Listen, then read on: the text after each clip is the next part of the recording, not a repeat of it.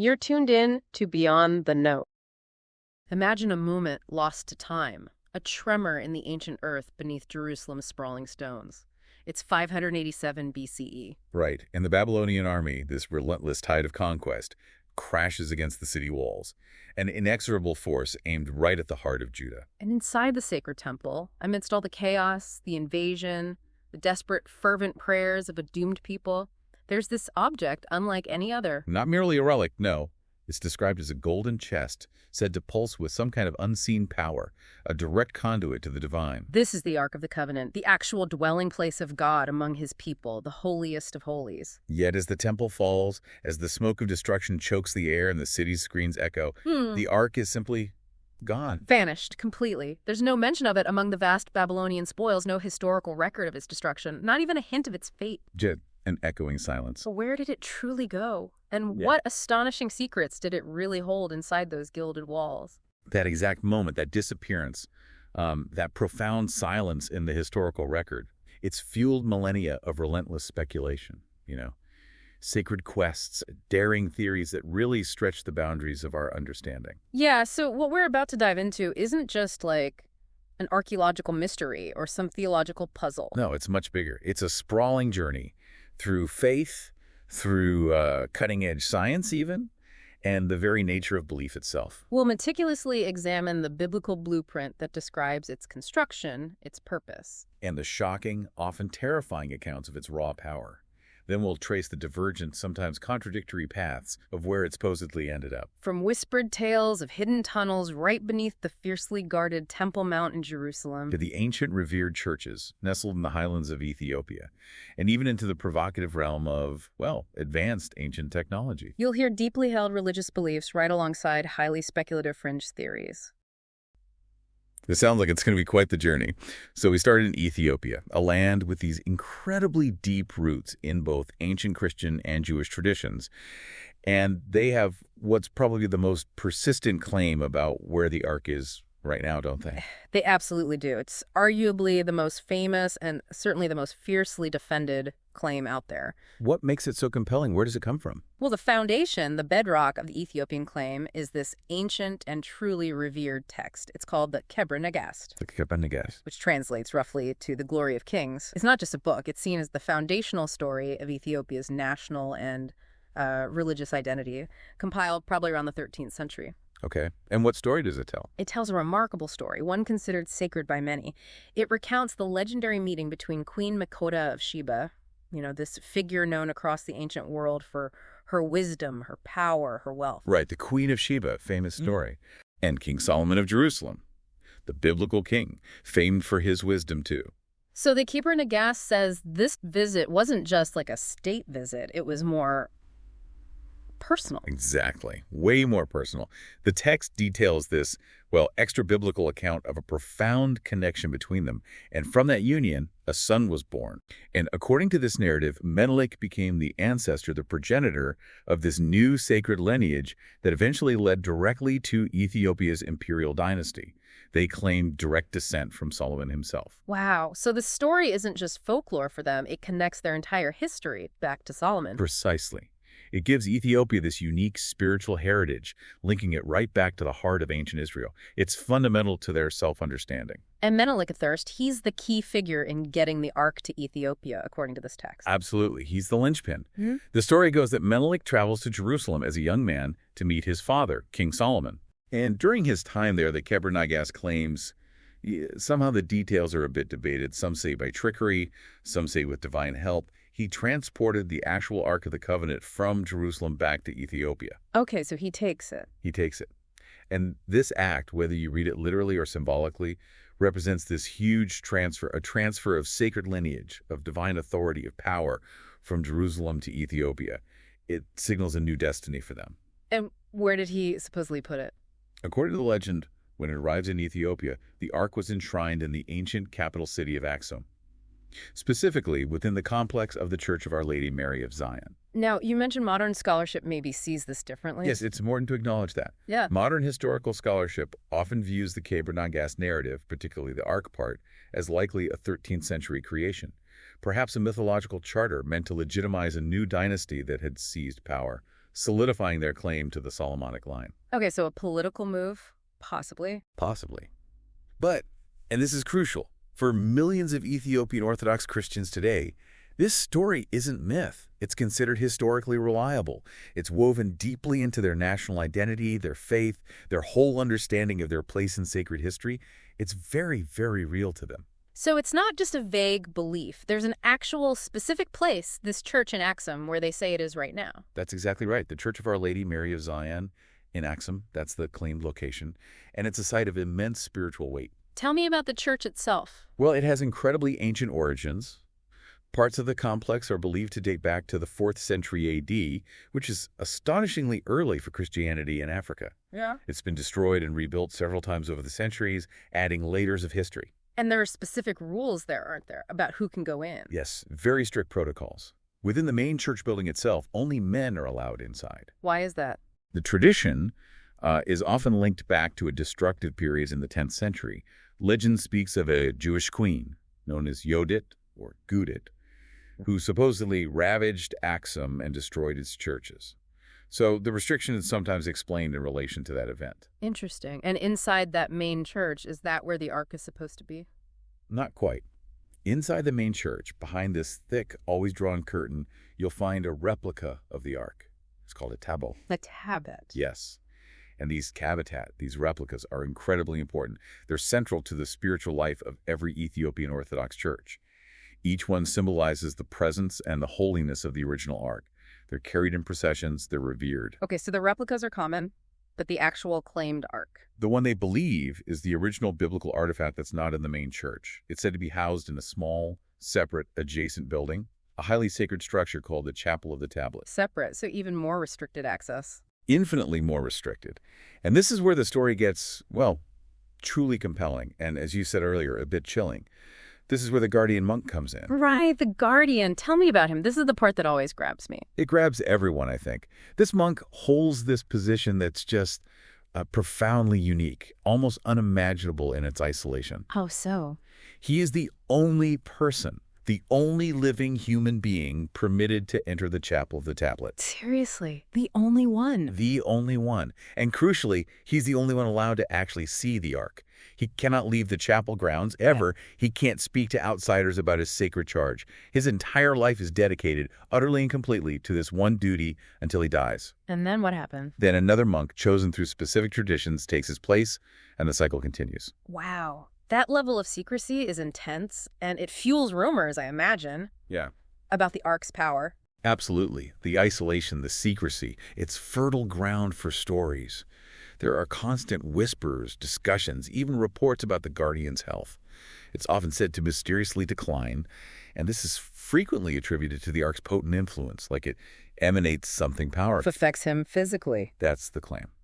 And there are older stories, witness descriptions passed down, rumors about what happens to people who supposedly got too close or handled the ark improperly back in ancient times. Like what? What kind of effects? Well, you hear these really strange descriptions. Things like people experiencing what sounds like X-ray vest-like clothing, almost as if the ark emitted some energy that made them seem translucent or revealed their insides. No. Other accounts mention sudden blindness or people developing these mysterious, inexplicable burns on their skin. The sources we looked at explicitly state that some traditions claim people who handled it either died or were blinded. Died or were blinded just from handling it. Suggests a power that's almost too immense, too dangerous for ordinary people to be near, let alone touch. Okay, so let's try and piece this together. The Ethiopian belief is it arrived via Menelik Furstit. It's hidden away in this chapel, guarded by one monk who's the only one to see it, possibly because it's incredibly powerful or dangerous. How has this belief lasted so long without any, outside proof? Well, the arrival through Menelik first, as we discussed, isn't just a story about how it got there. It's foundational. Yeah. It positions Ethiopia as the inheritor of this sacred lineage, this divine authority, directly from Jerusalem. It defines who they are. Right. It's core to their identity. Exactly. And the secrecy, why no one else can see it, from their perspective, it's not about hiding a lack of evidence. It's presented as a matter of profound faith and essential protection. The ark's holiness, its power, is considered so overwhelming that human eyes simply cannot look upon it without dire consequences. So faith over proof. Precisely. The patriarch of the Ethiopian Orthodox Tewahedo Church years ago put it very plainly. He basically said, and I'm paraphrasing slightly, we don't need to prove it to anyone. If you want to believe, that's your right. If you don't want to believe, that's also your right. That sums it up pretty well. It really does. For the faithful, its existence and presence are matters of deep religious conviction, not something that needs archaeological digging or scientific testing. And how does it endure? How does the tradition keep going century after century? It endures because it's so deeply, deeply ingrained in their national and religious identity. Huh. Millions of people believe it and actively protect this belief, not just passively, but through this whole religious structure built around it. And those the replicas in every church, Right, the replicas. they play a huge role. The belief in the Ark's presence is constantly reinforced as part of daily religious life, weekly processions, yearly festivals. This continuous living tradition makes it incredibly difficult for the core belief to be challenged from within or to just fade away. It creates this self-sustaining cycle of faith and practice. It's really a powerful example of how belief can persist. It really is an extraordinary testament to faith and tradition. But as you said, Ethiopia is just one place. One very strong claim, but one among many. Exactly. Ethiopia might be the most persistent, but the trail, or maybe the perceived trail, of the Ark leads us all over the globe, across continents, into hidden tunnels, ancient archives, tribal histories. They all stake a claim to this incredibly elusive object. Each story has its own unique flavor, its own intrigue. Okay, so where do we go next? If not Ethiopia, where else is it supposed to be? Well, let's start with maybe the most logical place it could have been hidden if it wasn't taken, Jerusalem itself. Back to the source, under the Templemount. That's the core Jewish tradition. The belief is that priests hid the Ark somewhere beneath the Temple Mount to protect it before Nebuchadnezzar, and the Babylonians destroyed the first temple in 587 BCE. Makes sense. Protect it from the invaders. Exactly. And the Talmud, which is a central text of rabbinic Judaism, actually suggests it was removed from the temple near the end of the First Temple period. Crucially, the Second Temple, the one built after the exile, never housed the original Ark. Its absence is significant. So the Second Temple didn't have it, which fuels the idea it must be hidden somewhere. Precisely. And this leads to a really fascinating and incredibly controversial modern story from 1983. Oh, what happened? Well, Rabbi Shlomo Goren, who was a very prominent figure, former chief rabbi of the Israeli military, he, along with several other rabbis, claimed they had actually seen the Ark. Wait, hang on. They saw it. Where? In an illegally excavated chamber, a tunnel system, directly underneath the Temple Mount. Under the Temple Mount? That's incredibly sensitive ground. Extremely. And according to the reports from the time, this supposed discovery or attempted exploration led almost immediately to what was described as a massive brawl.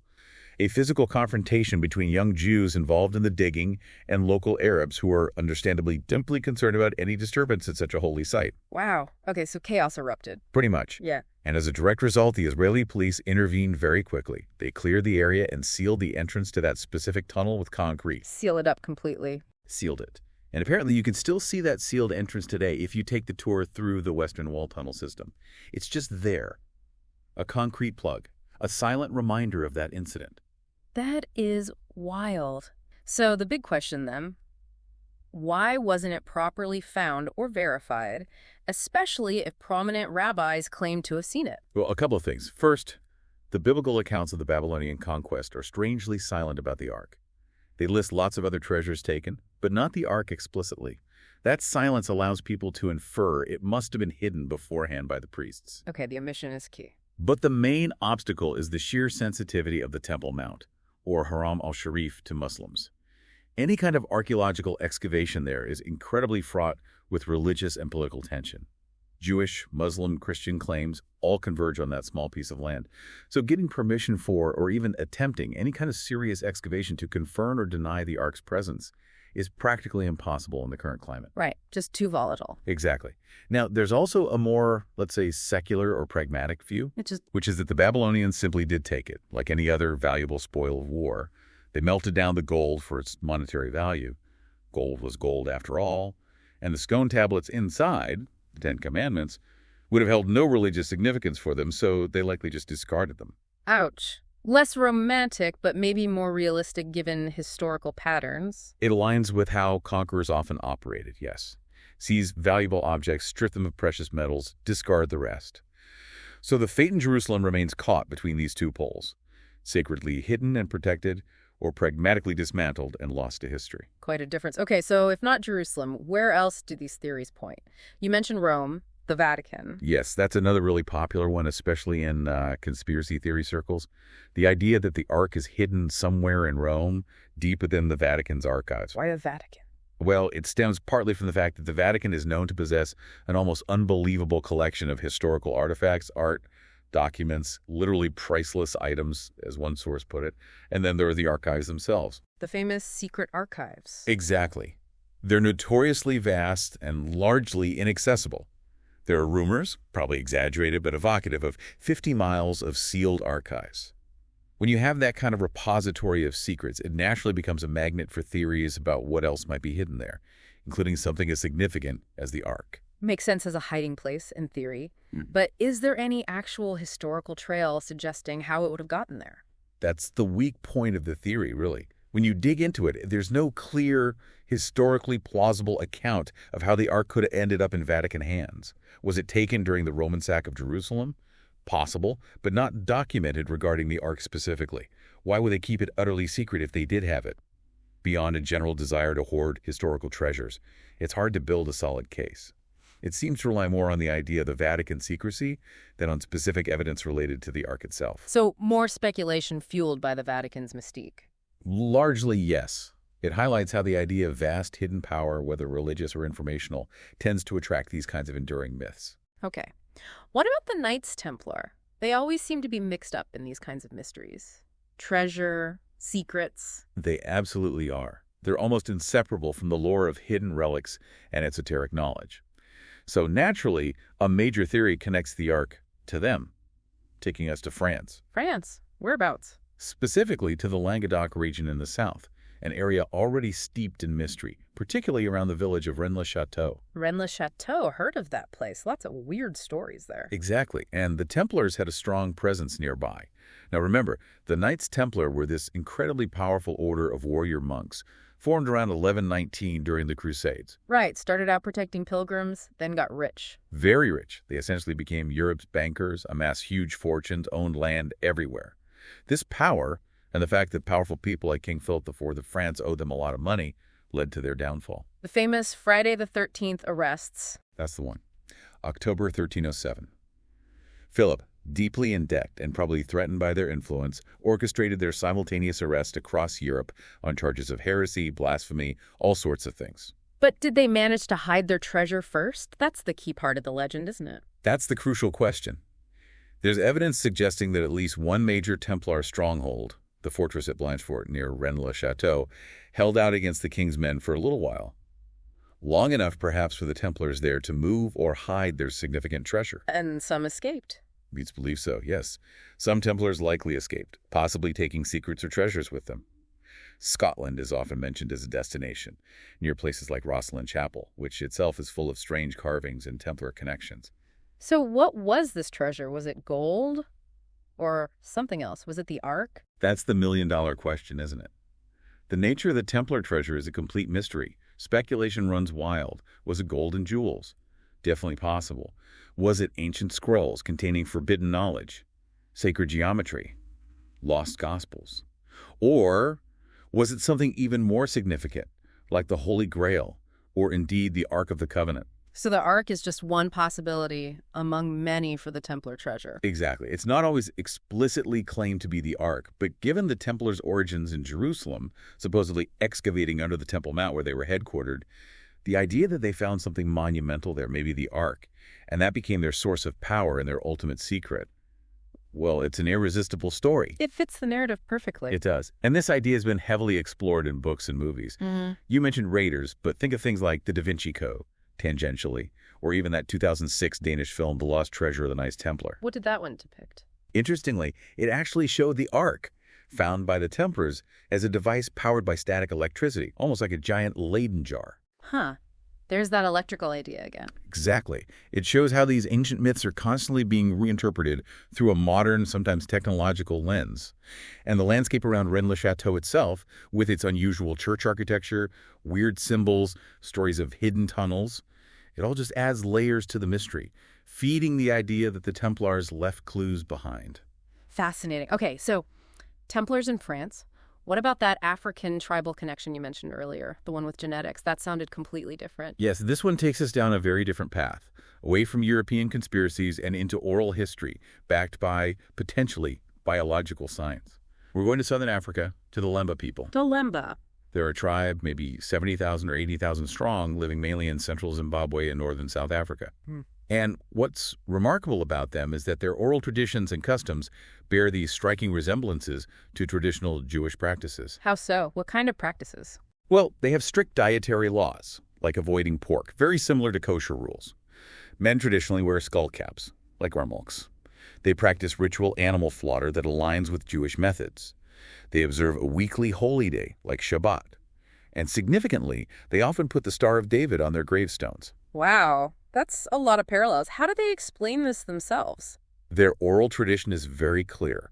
They claim descent from a group of Jewish men, maybe 7 of them, who left Judea, ancient Israel, about 2,500 years ago. They traveled down through Africa, eventually settling where they are now, marrying local African women. 2,500 years ago, that's a long time for an oral tradition to survive. It is.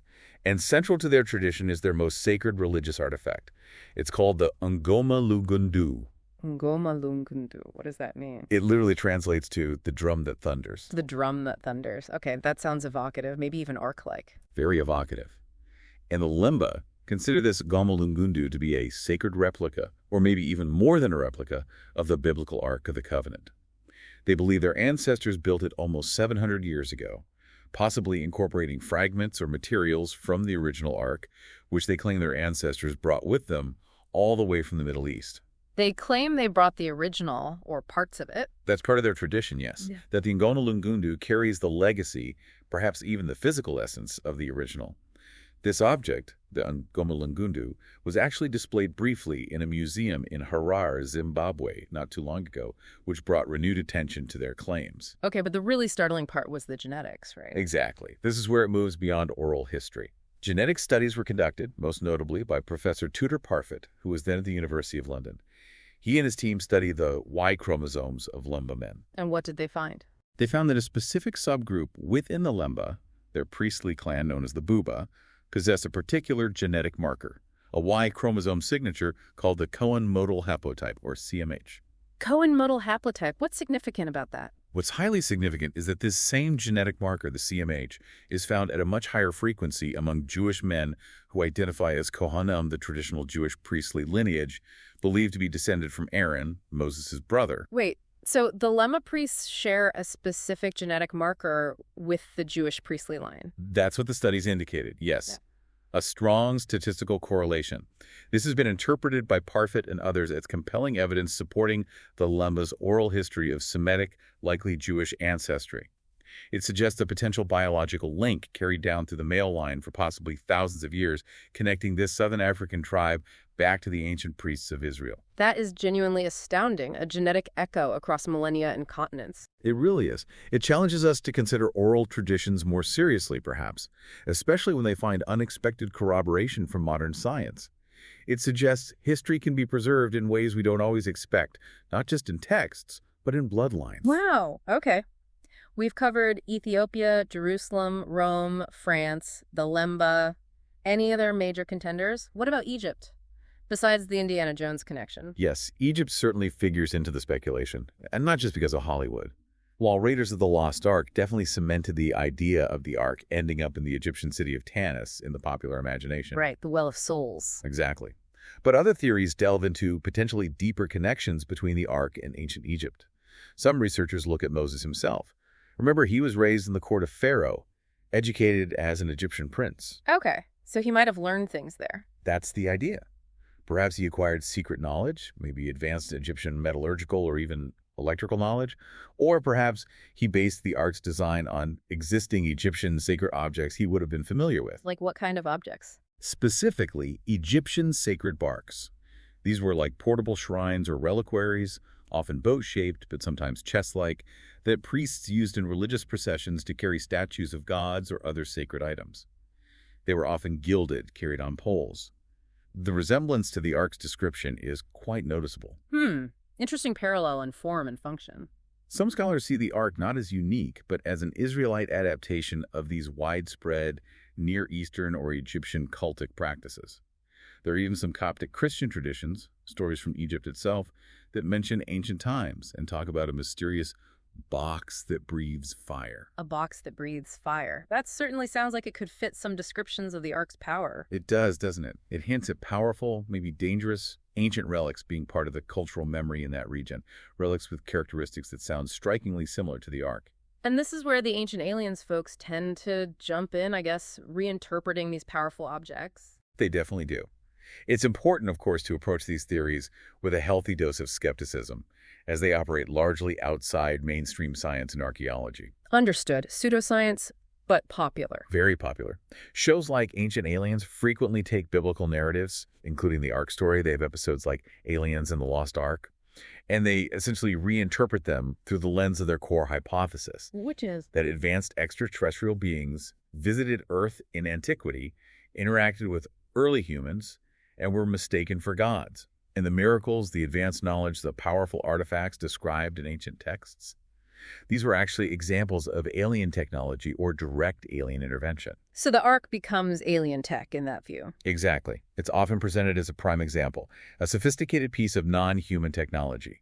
Its powers, the electrical discharges, the stories of levitation, the plague it caused, the communication aspect, are all seen as evidence of technology far beyond human capabilities at the time, therefore attributed to the divine or, in their view, the extraterrestrial. Do they connect it to other things, like the pyramids? Sometimes, yes. You hear speculation within that community about the ark being some kind of power source, maybe the core for ancient pyramid conductors, suggesting a lost global system of wireless energy, perhaps based on alien designs. Some theories even get quite specific, questioning biblical figures' origins, like suggesting Noah was an alien hybrid or result of artificial insemination by guardians of the sky, pointing to strange descriptions of him at birth as evidence. Okay, that's definitely out there. It is. And it's worth noting that many of these specific claims, like the Noah one, are widely discredited by scholars and often seen based on misinterpretations or even fabrications. But the general framework, ancient wonders, alien tech, is a persistent theme, and the ark is often Exhibit A. So putting the more extreme alien stuff aside for a moment, what's really striking is how many of these theories, not just the alien ones, but the others too, try to connect the ark's described powers to known scientific principles. Electricity, radiation, acoustics. Exactly. And this is where, for me, the investigation gets incredibly fascinating. We shift from asking where the ark might be to asking a much more fundamental question. What was it? Could this object, described in such detail thousands of years ago, actually have been a piece of technology? Ancient technology. Potentially, yes. Technology based on principles they understood, maybe empirically, even if they couldn't write down the equations like we can today. Let's start with the most prominent one, the electrical capacitor theory. Okay, the Leyden jar idea. Precisely. As we touched on, the biblical description is meticulous. Acacia wood, a good insulator, non-conductive. Covered entirely inside and out with pure gold, an excellent conductor. Insulator sandwiched between conductors. It's the exact blueprint for a capacitor, specifically like a Leyden jar, one of the earliest devices humans built to store electrical charge back in the 18th century.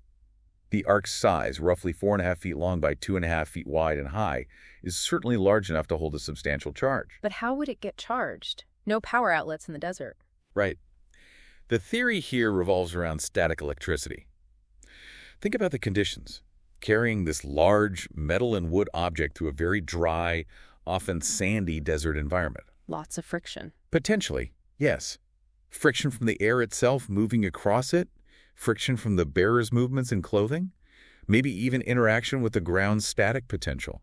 It's theorized that this constant movement in dry air could generate a significant static charge, which would then accumulate and be stored in the ark, turning it into a high-voltage capacitor. Okay, hypothetically, it gets charged up. How does that explain the weird, miraculous events associated with it? This is where the theory gets really compelling, offering potential scientific explanations for things described as divine acts. If the ark was essentially a big charged battery, then... Then what? Well, first, all those incredibly strict rules about handling it.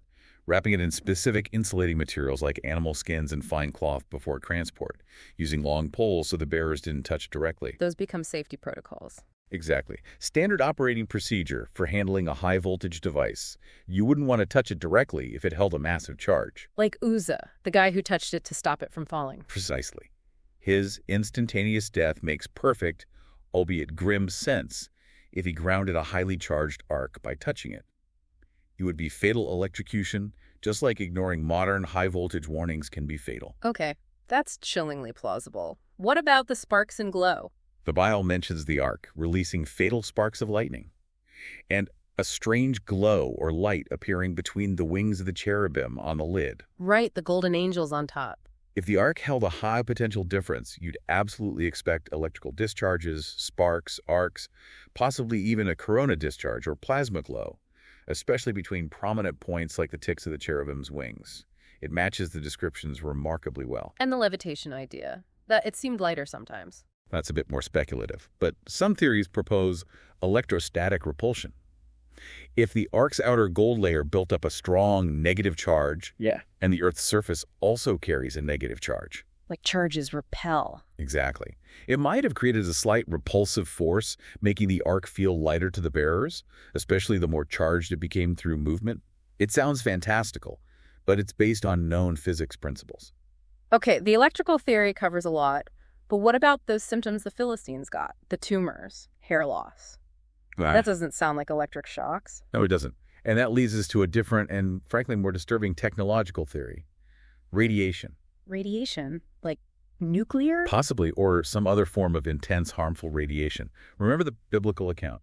The Philistines capture the ark, they move it from town to town, and in each town a terrible plague breaks out, specifically described as afflicting them with tumors or emerods. Right, the plague of tumors. What's chilling is how closely those symptoms, tumors, and other associated descriptions sometimes include things like hair falling out, mirror the effects of acute radiation sickness, something we only understood after Hiroshima and Nagasaki. That's a very specific parallel.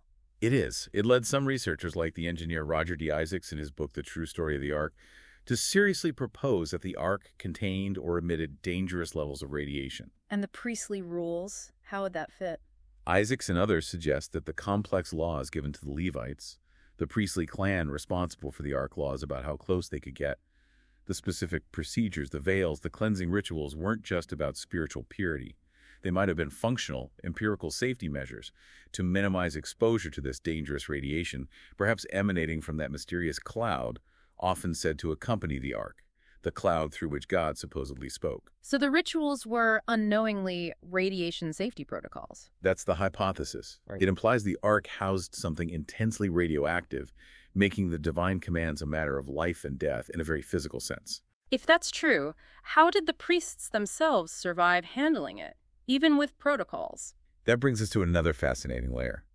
The idea of the tabernacle structure and the priestly garments acting as shielding, specifically like a Faraday cage. Not Faraday cage, like what blocks cell signals? Exactly. A Faraday cage is basically a mesh or enclosure made of conductive material that blocks external static and non-static electric fields and can also offer some shielding against electromagnetic radiation. And how does that relate to the priests? Well, look at the description of the high priest's garments in the Torah, especially the ephod and the breastplate. They were incredibly intricate, woven with significant amounts of gold thread. Gold again. Good conductor. One of the best. The theory is that this intricate weaving of gold throughout the high priest's vestments might have effectively created a wearable Faraday cage. Protecting him from the ark's emissions. Precisely. Shielding him from the intense electrical fields, or perhaps even some forms of radiation, allowing him to approach the ark in the Holy of Holies without immediate harm. The Holy of Holies itself, that innermost chamber, heavily veiled, accessible only once a year. It all points to extreme containment measures. And that story about the rope tied to the priest's ankle. Yes, that tradition underscores the perceived danger. If the high priest was somehow struck dead inside, perhaps by accidentally violating a protocol or due to the ark's power, they needed a way to pull his body out without anyone else having to enter that dangerous space. It suggests the risk was considered very real. It really reframes the rituals, doesn't it? From purely symbolic to potentially highly functional. It does. It suggests an empirical understanding of managing a powerful, dangerous object, even if the underlying physics wasn't understood in modern terms. Okay, electricity, radiation. Oh, what about the walls of Jericho, that famous story? Blowing trumpets, marching around, and the walls fall down. How could technology explain that? That leads us into the realm of acoustic weapons theory. It sounds like science fiction, but there's some basis to it. Sonic weapons in ancient times. The idea revolves around resonance. The biblical account is specific. 7 priests, 7 trumpets, ram's horns, or shofars, marching around the city 7 times on the 7th day, then a great shout, and the walls collapse. Right, very ritualistic numbers. Very. But the theory suggests that the combination of the ark, perhaps acting as some kind of power source or resonator, and the specific frequencies produced by the shofars, amplified by the collective shout, might have created a powerful harmonic resonance. Resonance that could affect stone walls? Potentially. Every structure has natural resonant frequencies. If you can hit that frequency with enough power, you can induce vibration strong enough to destabilize the structure, shake the mortar loose, and cause collapse. Think about a singer shattering a glass with just their voice, same principle, massively scaled up. Are there any modern parallels to that idea? Well, people often point to Nikola Tesla's legendary experiments. There are accounts, possibly exaggerated, that he built an oscillator, a mechanical resonance device, that when attached to a building in New York, started shaking it violently, threatening to bring it down just through vibration. Whether that story is totally accurate or not, it demonstrates the potential power of focused resonant frequencies. So the Jericho theory suggests the Israelites might have stumbled upon, or been guided to use, a sophisticated form of acoustic or vibrational weaponry. Wow, that's another mind-bending possibility. Are there even more exotic tech theories? Plasma, directed energy? Yes, some theories push the envelope even further. Beyond just sparks or glows, some speculate the ark could generate controlled plasma, that superheated state of matter, or even directed energy beams. Like a weapon. Possibly. This could explain descriptions that sound more intense than simple static discharge, like those luminous arcs of fire sometimes mentioned. It touches on ideas from fringe physics, sometimes involving concepts like zero-point energy, or, as mentioned before, monatomic gold, or MES. Monatomic gold. What's the connection there? It's a highly controversial theory, suggesting gold can exist in a single atom state, with exotic properties, levitation, energy emission. Some fringe writers propose this was the secret substance within the ark, or related to the manna the Israelites ate. While mainstream science is very skeptical, the descriptions associated with these theories, like a blaze of white light or mass reduction during supposed manufacture, get woven into the ark narrative by some, fitting the profile of a high-energy device. Treads into speculative territory, but still trying to find a scientific explanation. Exactly. And these ideas often draw parallels to other ancient artifacts, glowing stones mentioned by historians like Josephus in relation to the high priest's breastplate, Mesopotamian MEs, divine decrees often depicted as technological, Egyptian djed pillars sometimes interpreted as electrical devices. It suggests to some a lost ancient science of energy manipulation. Which brings us back inevitably to the ancient astronaut theory, right? If it's that advanced, maybe it wasn't human tech at all. That's the final leap many make, yes. If the ark's capabilities seem too far beyond ancient human knowledge, powerful energy discharges, radiation, levitation, acoustic weaponry, then the ancient astronaut hypothesis posits perhaps it wasn't human technology. Perhaps it was given to humans or left behind by extraterrestrial visitors. The gods were astronauts. That's the core idea. The ark becomes Exhibit A for alien intervention in human history. Its power is seen as confirmation of technology bestowed upon, or perhaps wielded by, non-human intelligence, which primitive humans interpreted through a religious framework. It neatly ties together all the inexplicable aspects into one grand, overarching narrative of alien contact. It's clear that all these theories, from the plausible capacitor idea to the far-out alien tech, they fundamentally challenge how we view the ancients, don't they? It suggests maybe they weren't just chipping away at stones, but potentially understood or interacted with forces we've only recently rediscovered? Absolutely. Even if you dismiss the more extreme theories, the very possibility that some form of advanced understanding, whether of electricity, acoustics, or something else existed back then, forces us to reconsider our assumptions. It suggests maybe there was lost knowledge, forgotten science, ways of interacting with the world that predated our modern scientific revolution by millennia. It blurs that line we often draw between primitive and advanced, suggesting history might be less linear than we think. It makes you wonder what else in ancient texts we might be misinterpreting, seeing only myth where there might be echoes of forgotten capabilities. Precisely. Were ancient miracles sometimes misunderstood technology? Were divine instructions sometimes practical safety manuals for handling powerful objects? It opens up a whole new way of reading history, demanding both critical thinking and an open mind. The ark, in this sense, becomes less an object and more a symbol of the limits of our own understanding of the past. So after this whole journey, this deep dive, where does that leave us? We've gone from a chapel in Ethiopia to tunnels under Jerusalem across global myths and into the heart of some pretty wild technological speculation. Where it leaves us, I think, is face-to-face with a profound and enduring mystery. The ark resists easy answers. We're left with these fundamental, open-ended questions. Was it truly divine, a direct channel to God's power, just as Scripture describes? Or was it a marvel of ancient technology, harnessing natural forces in ways we barely comprehend? Could it somehow have been both? Or neither, maybe. Just a powerful symbol. That too. If it was real, and it maybe still exists, is someone deliberately hiding it? And why? To protect us from its power, to preserve its sacredness, or simply to maintain control over such a potent symbol? Or maybe it's just lost, forgotten for a reason. That's another possibility. Maybe it was deemed too dangerous, too sacred, or perhaps its time simply passed. There are scriptures, like Jeremiah 3.16, that suggest in a future messianic age the ark will not come to mind, won't be remembered or made again, as if its purpose will be fulfilled or superseded. But then other scriptures mention seeing it again. Exactly. Revelation 11.19 speaks of John seeing God's temple in heaven opened, and the ark of his covenant was seen within his temple, which suggests its ultimate reality might transcend the physical earthly realm entirely.